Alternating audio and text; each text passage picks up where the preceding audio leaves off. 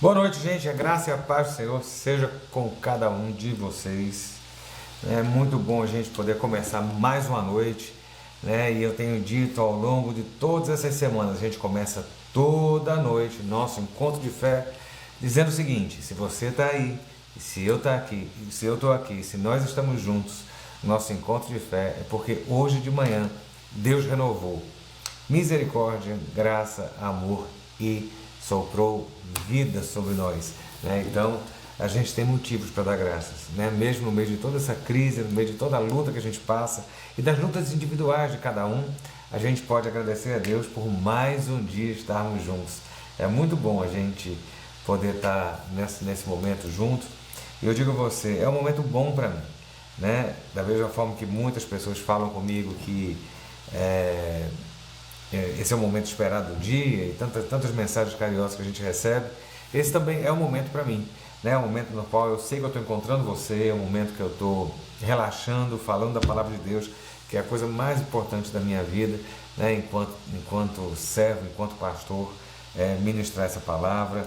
E eu quero começar a palavra agora, né? E eu quero falar com você sobre confiança, né? Confiança, você pode entender confiança como fé, né? Mas eu quero falar dessa palavrinha, confiança. Eu vou convidar você a abrir a sua Bíblia em Abacuque capítulo 3, verso 17 e 18. É um texto, um versículo muito conhecido. A gente canta, a gente declara, a gente, né, fala e às vezes a gente nem entende, né, tanto o que a gente está falando, mas eu quero falar com você essa noite. Olha, ainda que a figueira não floresça, nem haja fruto na videira, ainda que a colheita da oliveira decepcione e os campos não produzam mantimento, ainda que as ovelhas desapareçam do aprisco e nos currais não haja mais gado, mesmo assim eu me alegro no Senhor e exulto no Deus da minha salvação. Olha só, Abacuque é um profeta que ele vem pregando e falando sobre as punições de Deus, e Deus retruca e fala com Abacuque também, e fala que Deus estaria punindo o seu próprio povo. E aí Abacuque, no final, Abacuque fala: olha, ainda que as coisas não andem como eu gostaria, ou não andem como o normal seria, ainda assim eu me alegrarei no Senhor. Queridos, é coisa de doido, né? No meio da escassez, no meio da luta, no meio da prova, no meio da provação, no meio da guerra, você virar e falar assim: olha, apesar de eu estar perdendo, apesar de eu não estar vendo gado, apesar de eu não estar produzindo comida, apesar da empresa estar falindo, apesar da pandemia, apesar de tudo isso, eu me alegrarei. Eu me alegrarei. E eu digo a você, né? Como é que tem estado o seu nível de confiança? Sabe? Existem alguns índices e indicadores, né, econômicos e tudo que tem de pesquisa, então indicadores de confiança no governo, indicadores de confiança na economia. Eles fazem algumas pesquisas que ajudam a ver qual o ânimo, né, do setor produtivo X, da população, como é que está tendo essa confiança, qual o grau de confiança. Mas o que é confiança? Aí eu peguei, olha só, quando eu vou fazer alguma mensagem, muitas vezes eu abro dicionário de português, né? Eu não vou pregar em hebraico, eu não vou pregar em grego, eu vou pregar em português. Então eu tenho que trazer isso aqui para a nossa língua, senão você não vai entender nunca, né? Então assim, o que é confiança? Né? Eu confio em você, você confia em mim, você confia a sua vida. É alguém chegar para você e falar assim: pode se jogar que eu estou segurando você por trás. Aí você vai e se joga e a pessoa segura. E se a pessoa não segurar? Você tem que ter muita confiança, né? Olha só, confiança. Um dos significados que eu achei diz o seguinte: é crença de que algo ou alguém não falhará. Confiança é um sentimento de segurança, né? Quando o governo fala: olha, tal tratamento não é seguro, é porque ainda tem dificuldade de aprovar e provar que aquilo ali é seguro, que aquilo ali não vai falhar. Então, quando o governo fala assim: olha, tal remédio ainda não é seguro para esse uso, é pelo fato de que aquilo ali não está 100% comprovado. Uma coisa é você estar com dor de cabeça e tomar uma aspirina, tomar um Advil, Aquilo ali foi comprovado, provado, é seguro, é confiável você pegar aquele comprimido e tomar, porque sabe que a sua dor de cabeça vai sumir. Lembra do Doril? A dor de cabeça sumiu? Então, comprimido, remédio, fármaco, né, o sal daquele medicamento, ele vai funcionar. Né? Por quê? Porque ele é confiável. Né? E eu digo a você, qual é o seu tipo de confiança? Existem alguns tipos de confiança. Né? E eu quero dizer a você dois. Né? Confiança condicional e confiança incondicional. Sabe, quando a gente olha determinadas situações na vida, e olha só, é fácil a gente dizer eu confio em Deus quando a oração está sendo atendida. Eu confio em Deus quando a resposta chega. Eu confio em Deus quando as coisas estão dando certo. Eu confio em Deus quando a empresa está indo bem. Eu confio em Deus quando eu estou empregado. Eu confio em Deus quando eu vou na despensa, abro a porta da despensa e lá tem comida. É fácil dizer eu confio em Deus quando eu estou saudável, 100% saudável. É fácil dizer eu confio. Quando essas respostas positivas sobre os nossos sonhos e planos, elas são, né, de fato positivas, o nosso grau de confiança, assim, nosso grau de confiança ele sobe, ele cresce. Só que tem um detalhe, esse grau de confiança, ele é condicional, ele está condicionado a alguma coisa. A minha confiança em Deus, ela está condicionada quando Deus me ouve a oração. A minha confiança em Deus, ela está condicionada quando a resposta chega. A minha confiança em Deus está condicionada quando eu estou sendo protegido. A minha confiança está sendo condicionada quando eu não adoeço ou quando eu encontro a cura da doença que eu estava passando. Sabe, isso a gente tem que ver que é um tipo de confiança que eu pergunto a você, será que essa é a confiança que Deus espera da gente? Será que essa confiança que Deus quer que a gente tenha? Por que eu estou falando isso? Ah, pastor, você está querendo dizer hoje que pode ser que Deus não atenda a minha oração? Não, você vai ver onde eu quero chegar. Tem horas que nós passamos situações, a gente ora, a gente está aqui caminhando, trilhando um caminho e de repente a gente vê que aquele caminho não é o caminho que tinha que ser. Né? Ou então, algumas situações a gente tem que mudar e tal, e a gente achava que estava no caminho certo, e as coisas desandam, dão errado, a gente faz uma aposta que ele não anda, né? Aí a nossa confiança é abalada. Deixa eu dizer a você, nessas horas a gente descobre se a nossa confiança é incondicional em Deus, ou ela é condicionada a uma resposta positiva dentro daquilo que a gente está esperando. Olha só, todos nós estamos passando lutas. Você acha que não? Todo mundo. Né? Eu passo, você está passando.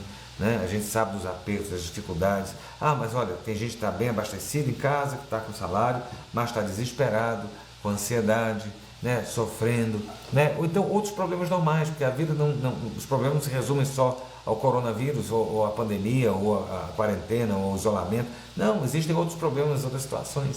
Né? Então, assim, nós estamos passando por determinadas situações que não são fáceis. E eu quero perguntar a você, será que a sua confiança e a minha confiança, a nossa confiança, ela é condicionada a tudo dar certo? E se não der? Delino Marçal cantava uma música que falava, se Deus fizer, Ele é Deus. Se não fizer, continua sendo Deus. E eu pergunto, Deus, Ele só é Deus para você quando Ele faz, quando Ele atende, quando Ele responde, dentro das suas necessidades, ou dentro da sua forma de pensar, ou Ele está seguindo os passos que você traçou para que Ele seguisse? Isso não é confiança, é querer dar ordem a Deus. Né? Então, assim, a gente vê que em determinadas horas, as nossas orações, ou a forma como nós chegamos, elas são, não vou dizer incompatíveis, mas são contraditórias com aquilo que Deus está se propondo a fazer. A gente vê lá em Marcos, no capítulo 10, versículo 17, a história de um jovem rico. Ele chega para Jesus e fala, mestre, o que é que eu faço para achar a salvação? Né? O que é que eu faço para entrar no nirvana? O que é que eu faço para subir de nível? O que é que eu faço para entrar num platô maior? O que é que eu faço para ser promovido? O que é que eu faço, mestre, para entrar no céu e estar lá com o Senhor? E Jesus disse, olha, primeiro, você está me chamando de bom, porque ele chegou para Jesus e disse, olha, bom mestre. Jesus falou assim, bom só há um, que é Deus, está no céu. Eu vou dizer a você, guarde os mandamentos. E ele vira e fala assim, que mandamentos são esses? Os 10 mandamentos. Aí ele fala assim, isso eu tenho feito desde a minha tenra idade. E Jesus, sabendo que ele queria que as coisas fossem moldadas do jeito dele, não do jeito que deveria ser, né? Jesus vira para ele e fala assim: jovem, faz o seguinte, você tem propriedades, vende tudo que tens, dê aos pobres, você vai arranjar um tesouro no céu, e aí você vem e me segue. Olha só, a Bíblia fala que aquele jovem baixou a cabeça e, conturbado, entristecido, acabrunhado, com raiva, frustrado, ele dá as costas e ele segue o seu próprio caminho. Olha só, qual a resposta que ele queria? Ele queria a resposta dentro da forma como ele achou que tinha que ser. Sabe? Qual é o grande, né, a chave para entrar no reino dos céus? No caso dele, era trocar aquilo que estava no coração dele. Né? Onde está o teu tesouro, aí está o teu coração. O tesouro daquele homem não estava em Jesus, não estava no céu, não estava na eternidade. Jesus estava querendo falar assim: meu filho, eu vou te dar a sua chance de ouro, a bala de prata. É isso que eu vou te dar. Desfaz aquilo que você tem. Sabe? Tira o teu coração disso e vem e me segue. Ele esperava que ele podia ter as riquezas ou a posição ou o que ele havia conquistado, preenchendo o coração, e ter um pedacinho para Jesus. Deus não quer metade. Deus não quer metade. Deus quer o todo. A Bíblia fala: entrega o teu coração, né, por inteiro. Não é só uma parte, né? Então, assim, a gente vê que a gente ora, pede, espera que a resposta seja a resposta que vai atender a nossa necessidade. E eu vou dizer a você: olha, nós precisamos atingir uma maturidade espiritual X, um nível de maturidade espiritual que a gente possa aceitar a resposta de Deus independente da nossa vontade. Qual era a vontade daquele rapaz? Manter tudo o que ele tinha. Mas que Jesus falou assim: tira tudo, tira os excessos, tira a gordura, tira o verniz, vem e me segue, né? E assim, a gente tem que entender que tem hora que não vai ser a resposta que eu quero, mas a resposta que Deus me der vai ser melhor, ainda que aparentemente aquilo vá na contramão, né?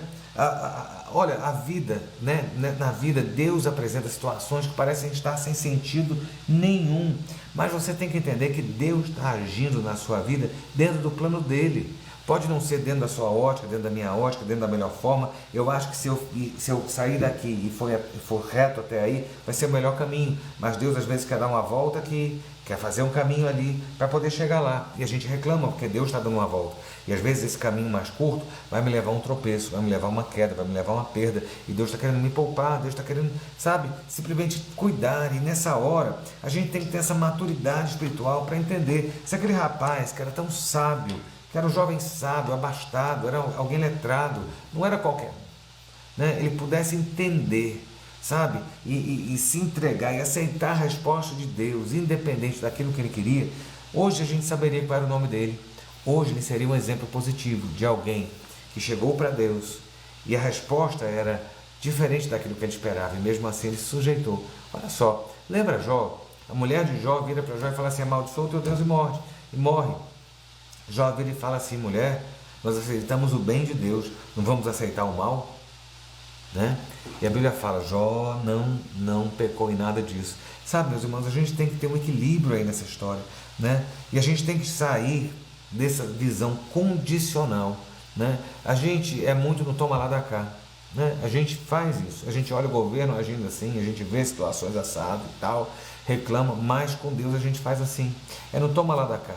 Eu vou dar glória a Deus se Deus fizer. Eu vou honrar a Deus se Deus fizer. Se Deus honrar minha fé, a coisa vai ser assim. Se olha, para eu ter alguma coisa, eu vou dizer, olha, confiar, sabe? Quando as coisas desandam, é que conta. Isso é incondicional. Quando as coisas vão na contramão, na direção contrária, quando as situações não têm sentido algum, quando você ora e a situação vai para o oposto, quando você está pedindo a Deus, a situação perde o controle, você fala assim: onde é que Deus continua no controle, sabe? É a confiança incondicional que vai manter sua fé, sabe? Na hora que a vida não faz sentido, porque muitas vezes a vida não faz sentido. Quantas vezes você já acordou nesse período e falou assim: meu Deus, que mundo doido, está tudo de perna para o ar, como é que a gente resolve a situação? Não resolve, sabe? E aí a gente tem que entender que tem hora que, por mais que a gente espere, pense que seja naquela hora, naquele momento, naquele segundo, Deus está falando assim: aguarda meu tempo, Deixa minha forma de agir. Deixa eu lembrar você, quem controla a sua vida não é Satanás. Quem escreve os seus dias não é o diabo. Quem escreve os seus dias é a mão de Deus.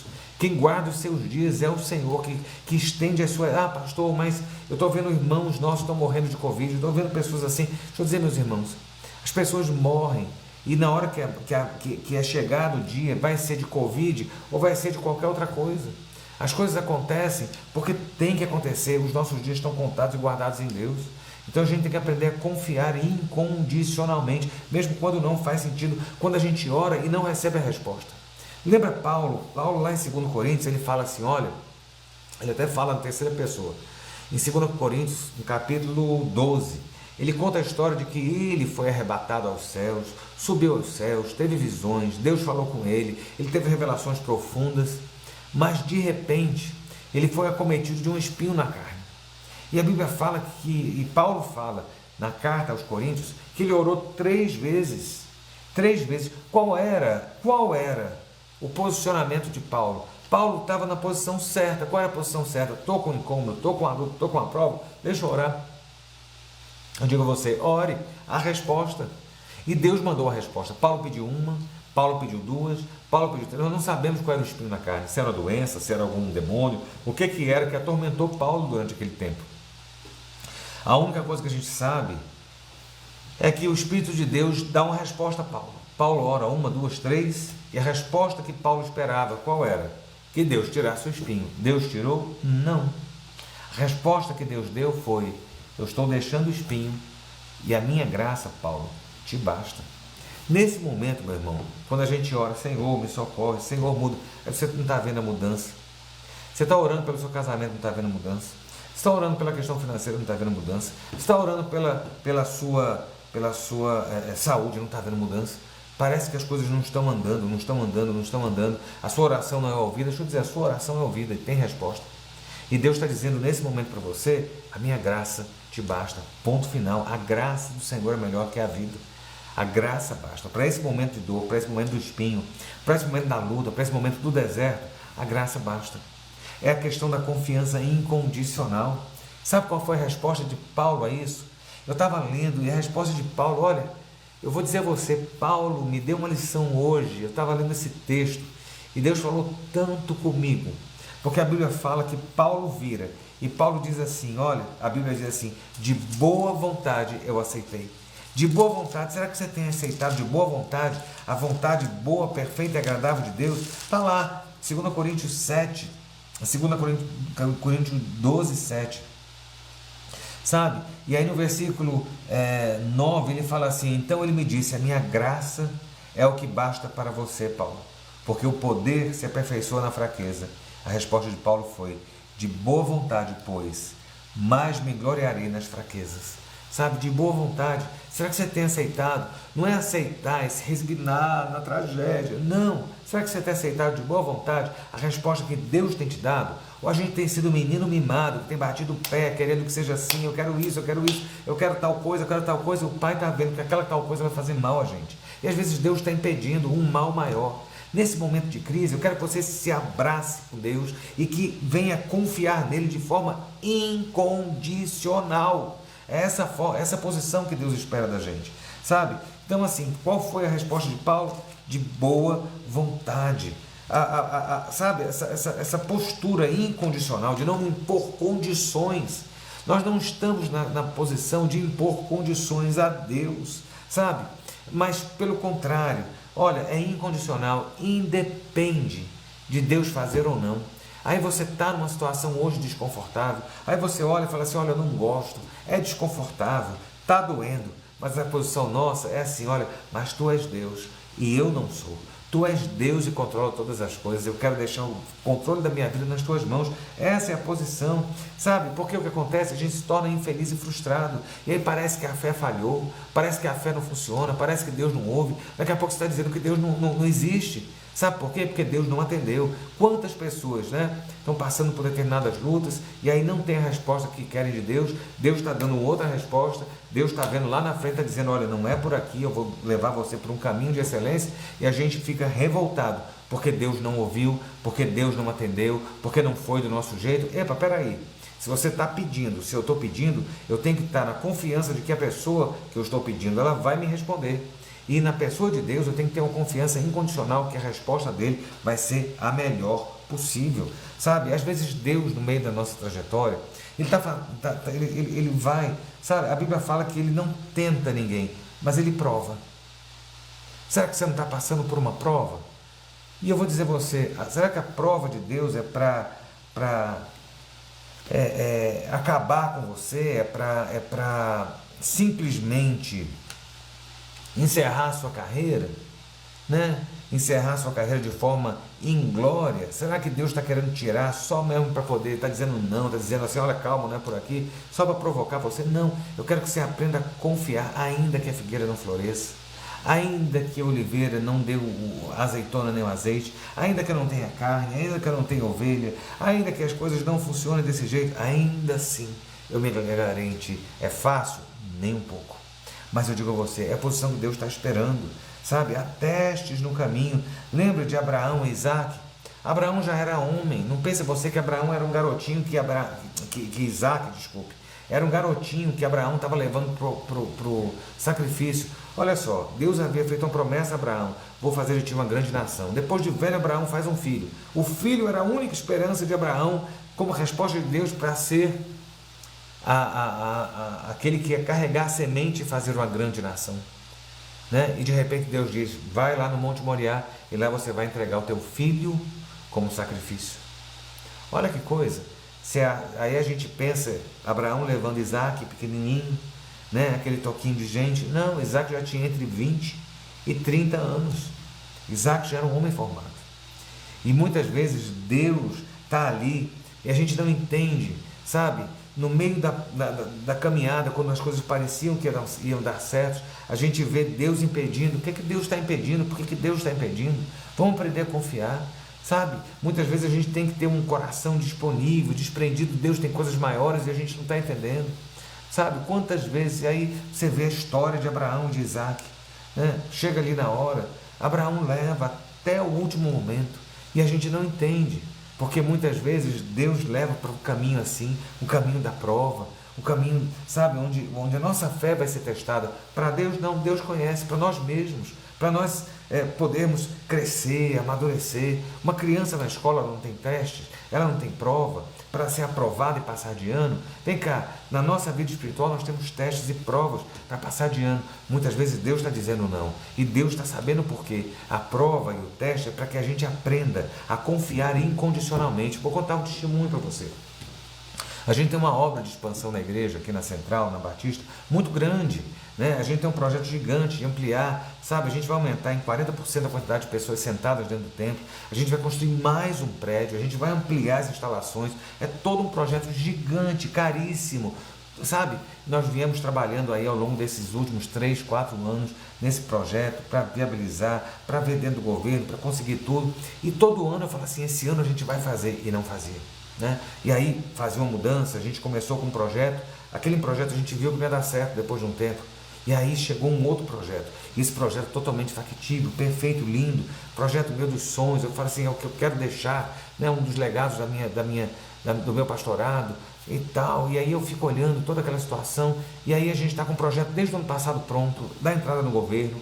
Agora que consegue a liberação, quando consegue a liberação, eu estou vendo que a coisa não vai, que a gente não consegue, que para aqui, a gente demora ali, traz o projeto de novo, muda tal coisa. E eu falo, mas por que está demorando assim?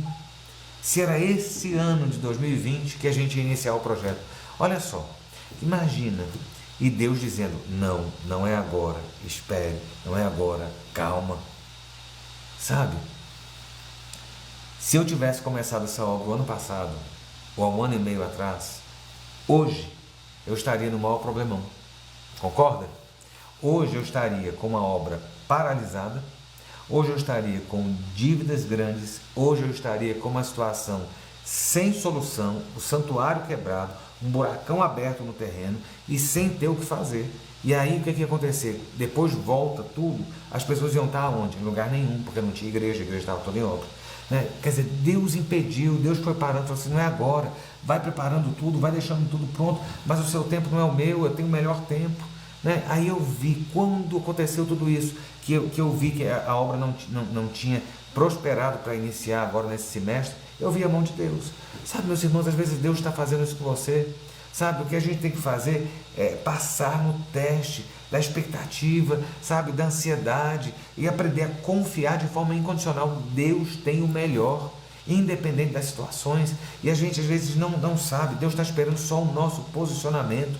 Sabe qual é o teste seu hoje? É passar no teste da incondicionalidade. Não sei nem se existe essa palavra, mas o teste da confiança incondicional nele. A gente tem que confiar. Eu estava ouvindo a história, estava vendo um pastor nos Estados Unidos contar uma história muito bacana, né? Na época da Segunda Guerra Mundial, um marinheiro estava na Flórida, e aquele marinheiro estava na Flórida, ele estava na biblioteca, e ele pega um livro e começa a ler o livro, começa a folhear aquele livro, e achando interessante o livro, e várias anotações, né?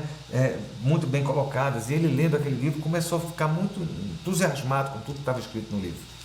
E aí ele começa, né, a sentir conforto. Era um livro devocional e tal, não sei o quê. Só que aquele livro havia sido doado por uma moça, eu até anotei o nome dela, Holly, é o nome dessa moça. E essa moça tinha deixado, sem querer, o nome e o endereço dela no livro, porque ela era proprietária daquele livro quando ela fez aquela doação. E ela estava morando em Nova York, morando fora. E aquele rapaz se sentiu tão assim, envolvido. E aquele rapaz resolveu pegar o endereço e muito respeitosamente dizer: achei o seu livro, suas anotações aqueceram muito minha alma. Então eu gostaria de comentar mais algumas coisas para o seu livro. Eu estou embarcando na guerra para a Europa e tal, não sei o quê, e vamos conversando. Nessa, eles passaram 30 meses conversando, sem nunca se encontrar. Ele conversava com aquela moça por carta, né? Você bota aí 70 anos atrás. Conversava com aquela moça por cartas, e durante 30 meses ele pediu foto, ela disse: não vou mandar, mas continuava, até um belo dia que eles conseguem marcar de se encontrar, depois desses 30 meses. E a ansiedade dele estava grande, porque ao longo desses 30 meses houve um envolvimento emocional. Olha que coisa legal, né? Se apaixonaram pela letra, e ele não sabia quem ela era. E aí eles marcaram, ele estava indo de navio para Nova York, e no porto ela disse: eu estarei, vou encontrar você lá no porto. E aí naquela hora ela falou assim: mas como é que eu vou reconhecer você? Ela falou assim: eu vou estar com uma rosa pink no meu vestido, e aí você vai saber quem eu sou. E aí, quando aquele rapaz desembarca, vem uma mulher linda, né, escultural, perfeita, parecia uma atriz de cinema, e ele olha, o coração dele fica em ansiedade e tal, e aquela mulher passa por ele, olha e segue. E ele notou uma coisa: ela não tinha nenhuma flor pink. De repente vem uma outra pessoa no mesmo caminho dele e cruza com ele com aquela flor e com uma flor pink. Só que aquela mulher não era uma mulher jovem, não era uma moça nova, já era uma mulher já indo para a meia-idade, entre os seus 40 e 50 anos, cabelos grisalhos, né? Não tão, né, na flor da juventude. E ela está com aquela flor, e ele vira e fala assim: e agora? E aí ele foi muito educado, ele chega para a moça e fala assim: senhorita Holly, esse sou eu, e eu estou aqui para convidar a senhora para um jantar comigo. E aí aquela senhora vira para ele e fala assim: olha, eu não sei quem você é, mas aquela moça que passou antes de mim, ela deixou essa rosa aqui comigo, e ela disse para mim: se alguém falar para você sobre um jantar, você diga a ele que eu estarei esperando por ele do outro lado da rua. E aí aquele rapaz entendeu que se ele tivesse ignorado aquela senhora, né, e julgado pela aparência, ele não teria passado no teste. E aí eles viveram, eles casaram e a vida seguiu, né? E muitas vezes a gente está passando por um teste e está precisando só da aprovação, né? Deus está passando você na peneira para aprovar você. Paulo fala, sabe, uma coisa muito impressionante, sabe, a confiança incondicional em Deus. É o que Paulo fala. Ela vai nos levar para receber a coroa da justiça. Há um prêmio para você, há um prêmio para nós, há algo reservado nas nossas vidas, há algo de Deus para você. E eu digo a você: olha, sabe, A gente às vezes acha que a coisa não vai, que Deus não está respondendo. Eu vou dizer a você, a resposta do céu para você. Independente de você estar achando que as coisas estão indo na contramão do que você achava que tinha que ser. Você acha que tinha que ser desse jeito e a vida está levando de outro. Sua vida está diante de Deus? Então, meu irmão, hoje à noite, você vai confiar nesse Deus que te chamou. Sabe? Paulo confiou. Paulo aceitou a vontade de Deus dentro da oração dele. Não era a resposta, não era o momento, não era aquilo que Paulo esperava, mas aquilo que Paulo recebeu de Deus foi por bom grado. Aquilo que você está recebendo de Deus hoje, seja por bom grado, receba do Senhor e creia, sabe, que Deus é aquele que tem o seu futuro nas palmas das mãos dele e Ele há de conduzir você em triunfo. No final, nós vamos vencer, né? Porque aquele que nos chamou nunca perdeu uma batalha. Ainda que hoje você possa achar que a situação não está como você gostaria ou que a sua oração não está sendo ouvida, eu vou dizer a você, faça como Abacuque. Mesmo assim, quando tudo dá errado, eu me alegro no Senhor e exulto no Deus da minha salvação. O Senhor Deus é a minha fortaleza, Ele dá aos meus pés a ligeireza das costas e me faz andar nas minhas alturas. Deus tem algo mais alto, maior na sua vida. Confie, ainda que você não veja nesse momento, saiba que Ele está fazendo por você muito mais do que você pediu ou pensou, né? Que a sua confiança seja incondicional diante de Deus. Jesus amou você incondicionalmente, Ele não pôs condições, Ele não disse para você ser assim, ser assado, Ele disse, vinde como estás. Essa é a forma como Deus quer que a gente vá a Ele, ir, crer, aceitar, da forma como Ele está conduzindo. Ele é Deus e Ele tem o melhor para nós. Vamos orar? Deus, nós te louvamos essa noite por mais um dia, por mais uma caminhada, por mais uma jornada. Sabemos que os dias não são os melhores, mas nós sabemos que temos o melhor Deus e no meio do caos sabemos que o Senhor pode cuidar. Deus, acalma os nossos corações. Queremos respostas, queremos socorro e muitas vezes não vemos, ó Deus, as situações sendo resolvidas como nossa oração tem sido feita. Mas queremos confiar que a resposta do Senhor sempre há de ser a melhor. Queremos confiar incondicionalmente no Senhor. Que seja, ó Deus, o nosso coração inabalável em Ti, crendo que a Tua mão é aquela que opera da melhor forma. Deus, nós sabemos que somos falhos e limitados, mas pertencemos a um Deus que é ilimitado em poder e em perfeição. Por isso nós dizemos ao Senhor nessa noite, confiamos incondicionalmente no Senhor.